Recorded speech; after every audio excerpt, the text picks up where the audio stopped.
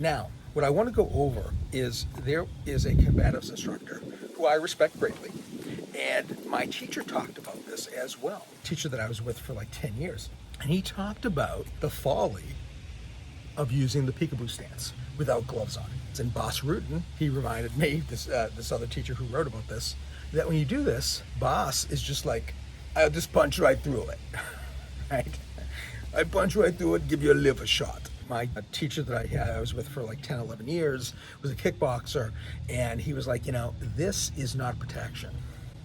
Okay, so just remember that in a self-defense situation, you really don't want to be here.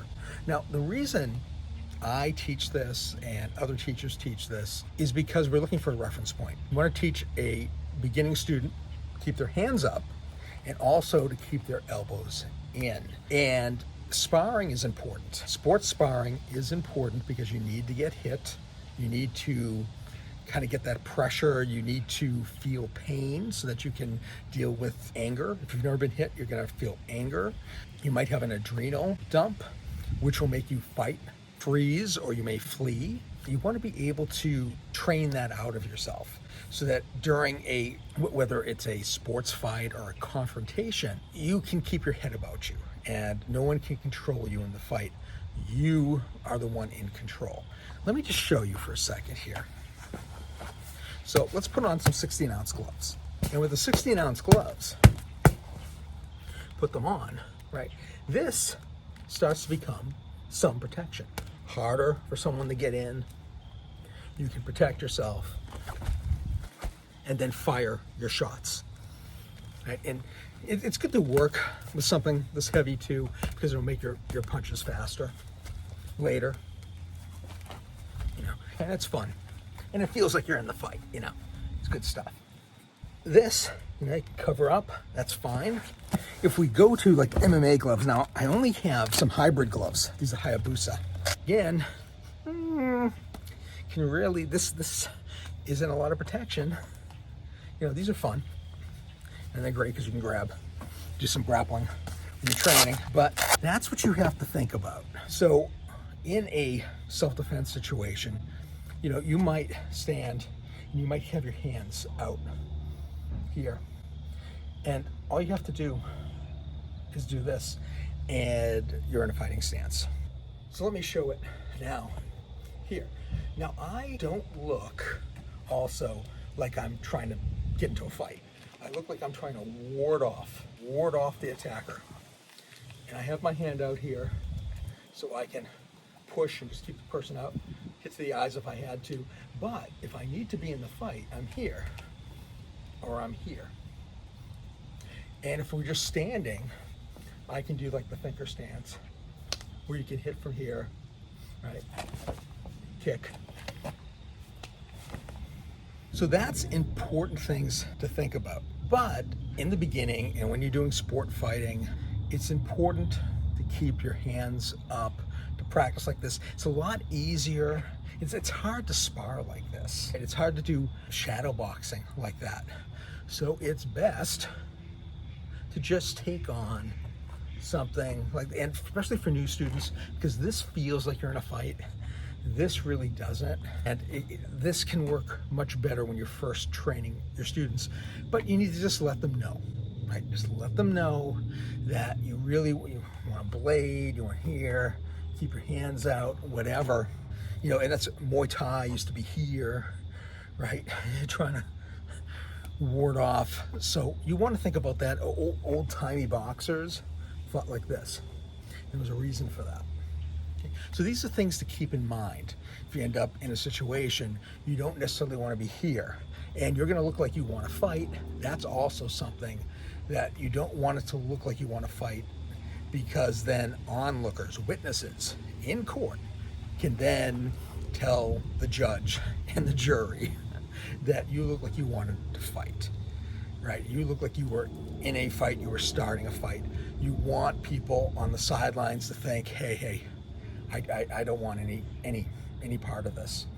And that could possibly help you in court. I'm not an attorney. Okay, so that's just something to think about. Okay, let's go to part 2 of this video. Part 2 is just looking at what I was doing wrong in my last video when I was going around and jab, cross, and doing shadow boxing and kicking and all this stuff. One thing that I was doing, and it's okay kind of to do this, when you're a new student, right, you tend to ball up your hands and you're tight, you don't have any speed, you feel stiff. But as you become more advanced, you keep your hand kind of loose until you hit. But what I was not doing is I was staying so loose that for whatever reason I got into this bad habit that I was bending my wrist a little bit. And that is a surefire way to have your wrist, get your wrist broken. Now, might still work, right? Bend wrist, you want to do an ox jaw, something like that, fine. You don't want to bend your wrist. And I was just getting sloppy. I was tired that day. The sun was in my eyes, every type of excuse. So if you find, and this is a great thing to do, take a video of yourself. You don't have to put it on YouTube, or if you do, you can put it unlisted or private. And then you can watch it and try to see, what am I doing wrong? Because all of us, all the teachers that I know have teachers. And when we go to our teachers, the teachers look and go, and they right? And they say, "Oh, you're doing that," and there's stuff that you can't see. And sometimes, for whatever reason, some bad habit creeps in. So if a bad habit has crept in, you just want to focus on that. And like for me, for a while now, I will focus on keeping my wrist straight, and I will actually punch a little bit slower, right, and make sure, right, that I'm keeping that wrist straight, that I'm punching properly. And then, you can also, with training partners or against a dummy, mannequin bag, whatever, you can do these and practice hitting from out here. This is like situational, like a situational sparring type concept, or shark tanking sometimes. But if you're going to be doing, regular type of sparring, it's okay to be here, right? And then what I'm going to do is I'm going to work on making sure I'm keeping my wrist straight, because I know better. Oh yeah. And putting my hands up. Because what you don't want to do too, and here's another little technique or tip, you bring out that punch, and then when you want to bring it back. Because if you drop, a good fighter is going to be able to come over the top and hit you. So practicing going out, bring it back, going out, bring it back, going out, bring it back, going out, bring it back. Practice that, work on that. So that's just some stuff to think about, to look at. So I thank you for watching this video. And if you've made it this far and you'd like to join up, if you'd like to give me a like, that'd be great. If you'd like to subscribe, our community is growing. It's great. We have a little community here. Once we get to 500 subscribers, we're going to have a community tab. So it's a good way to interact with one another and everything. And let me know in the comments what you'd like to see. If there's anything you'd like me to go over. We had Tony M ask for shadow boxing. So that's what I did. And now I'm doing kind of a follow-up on that. So I will see you next time. And just remember, keep training.